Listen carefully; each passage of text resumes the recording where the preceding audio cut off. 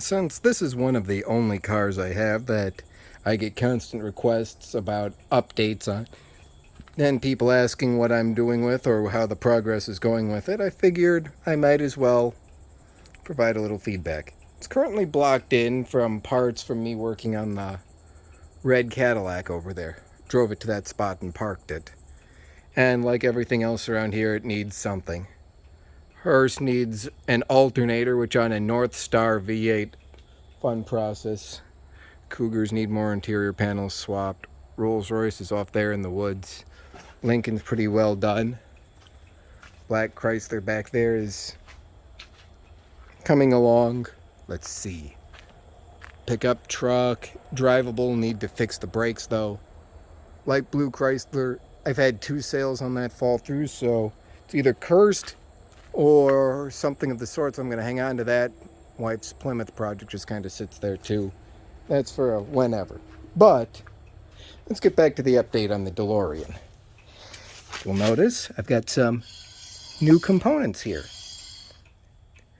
Newer used brake calipers, fancy yellow stuff pads, brand new brake discs, new wheel bearing, functional angle drive, dust cap is down there. Newer brake master, cleaned out the reservoir on top, lines all redone and plumbed. Fancy electric fuel pump. Some of you may remember that I have a stainless steel fuel filler neck that allows me to use a modern threaded gas cap with my choice of penny washers to support it. Go around to the other side where also same complete redone brakes. That's progressing well. Battery in the car is fully charged for my charge tender. Factory original stereo and bracket that have to go into the car. The vent tube ducting that still has to go into the car.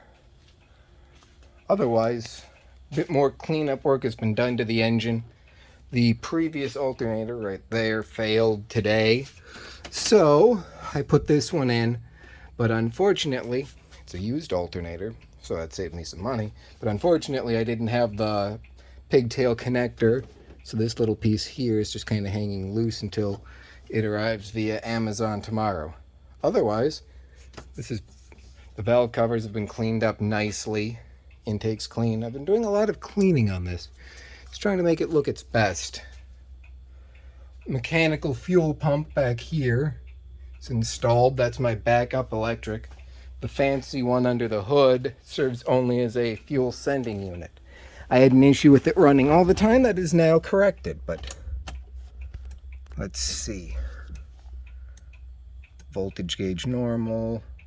See, I have a functional fuel gauge. I will do something with that stereo soon. But that brings me back to actually one of my favorite points about this car. I just absolutely love the community for it. Sure, there are some people that you just won't get along with just by very nature, but I've had some very good friends help me out with parts for this, like that stereo, or the bracket here, or the calipers, or the alternator, or the intake. Heck, I even have, though I haven't put it on yet, where is it? It's over here. An individual sent me a factory starter for this car because I didn't have one. It has an aftermarket Eagle starter that was giving me some issues. Granted, the factory starter I received also has issues and doesn't function right. But it's the thought that counts. I've built this car with so many secondhand parts. Like the barely legible writing on the expansion tank came from an individual in Louisiana. The kingpin of the whole My Car Runs movement. Intake manifold came from a very nice fellow in Indiana. Done some business with him for that. Gave him a bit of advice when he was putting it on his car. Now, ironically, it's on mine. The brake master and calipers pulled from another individual's car when he upgraded. Saved me a small fortune. And I cannot even begin to say just how grateful I am for the replacement stereo. Not that the Kenwood unit here is bad.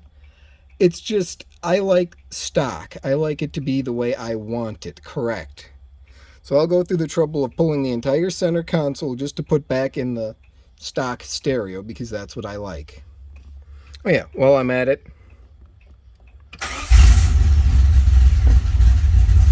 that's more like it.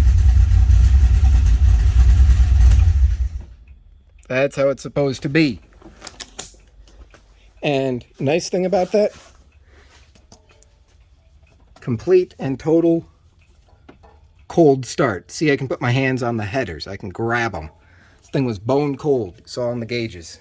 Finally, after about a year and a half's worth of work, I've got it to where I want it to be in terms of how it runs. Just tap the key and off she goes.